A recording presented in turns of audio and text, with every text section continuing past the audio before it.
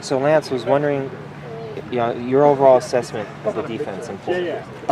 Boy, there were some positive things. The pick six was nice. We got a few hits at the quarterback, but just what was disappointing is just the lack of execution at critical times in the red zone. I think there were so many other opportunities where we had a good idea of what was coming based on the formation and their tendencies, and we were in what we wanted to be in, and we just didn't execute the way that we were still tentative. Like, we didn't quite believe that, yes, there's really going to be a slant on the backside. Yes, in this formation, they're really going to run, the post here. And let's use that information and play a little bit faster. So that's what was disappointing. When you have the lead in the fourth quarter, you're where you want to be, and we just didn't close it out. That's where we got to be better. I know you're not big on excuses, but they did end up with 77 plays. Did it have anything to do with maybe the slippage at the end? Because the third quarter was, as usual, really strong. Again, why the 94-yard drive? Why we didn't execute on that drive as well as we had on some of the others? I wish I knew, but it just whether it's a breakdown on a stunt here, a coverage error, just seemed to all happen on that drive, and it makes it tough. But again, the guys fought, they battled, they played hard throughout the game. You can see the desire, you can see they care, because everyone was hurt. They were hurt by that loss, and it's the positive. The guys care. They're working really hard, but unfortunately, just came up a little short. You talked about, don't be tentative when you know what's coming. Bobby reacted so quickly to that 4th and 1 play, it seemed like he knew it was coming. That was another one, exactly. Based on the formation, we knew what was coming, and that was great. He did not hesitate on that one. And that's just a great example of what happens when you just play fast, you believe what you're seeing, you read your keys, and you believe it, and just go play. And that's we need to continue to have more of that.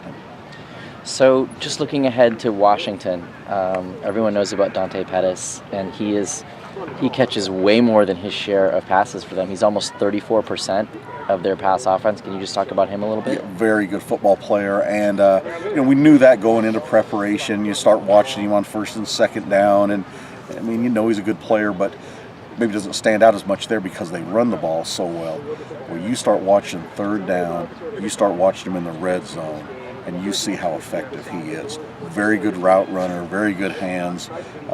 You got to be aware of where he is all the time. Really good football player. And just in terms of their offense, what is similar from what they did last year? Have you noticed some new wrinkles? I think they might even be more run heavy this year, where they don't have Ross. McClatcher's is out now for the season, so I think they don't quite have the same receivers, even though Pettis is outstanding. And it might be a product too of what good running backs they have with Gaddis, Coleman, the freshman Ahmad. Really good group of running backs. So I think they're running the ball even more and very effective with that. The other thing that you see a little bit different is just they are such a game plan team, where you come off a play in Washington State where they run their system, and they're going to run the same plays week after week, same formations. Washington is much more of a game plan team where you're going to get some different formations, some different motions, some different shifts, a few new plays, a few new wrinkles every week. And so I think they do a good job of trying to find a weakness in whoever they're playing, finding something they can take advantage of that. And so that's why a lot of those things you just see individual weeks. Obviously against Washington State, you don't really have to worry as much about the run game, but how would you evaluate the play up front going into this game that you're facing an opponent that wants to do that? We've been getting better every week, and I think against the run, this past week was a little bit different test, but building up to that, we'd played the run better as we went along, but still a challenge for us, and that's why it's going to be interesting to see how we react here against a team that is a good offensive line, physical offensive line, good group of tight ends that are big physical guys, and a good group of running backs. How do we respond to that? How do we, are we able to come off the ball and get some knockback and get some guys fitting where they need to and make plays? That will definitely be the challenge for us. This is Quentin's first shot. Well, not first, but he gets to play Washington. He didn't get him last year. We missed that opportunity last year. Still missing Elijah. I guess my question is just, to what extent do you want to do some game planning in terms of Quentin's going to play where he always plays versus they have a guy in Pettis who probably needs some attention. Right, and we've thought about that a little bit, especially on the critical downs, the third downs, and in the red zone. That's where we've got to know where he is, and we've got to be aware of some matchups there. And if there's ways to get him doubled, to get some help from a safety, we've got to do that because he is a really good player. I feel good about the way the two corners are playing. Obviously it hurts losing Elijah, but I think Alameen still played a solid game last year. He's been solid in the reps that he's had this year, so feel good about those guys, those two. And then just one last name for me. How's Frank Buncombe doing at this point? He's doing well. Frank is a very smart football player, great football IQ, makes so many of the calls and checks, gets us in the right things, sees things fast, makes the right call and adjustment.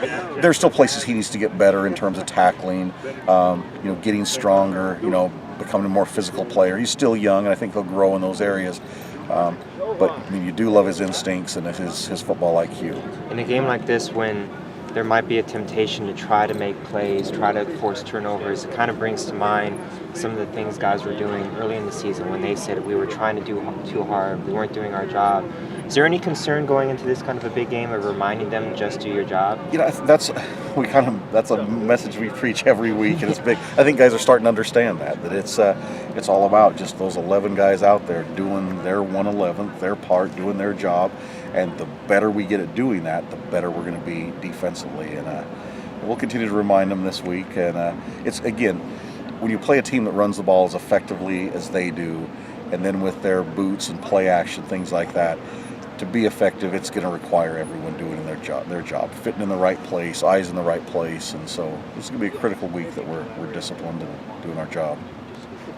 All right.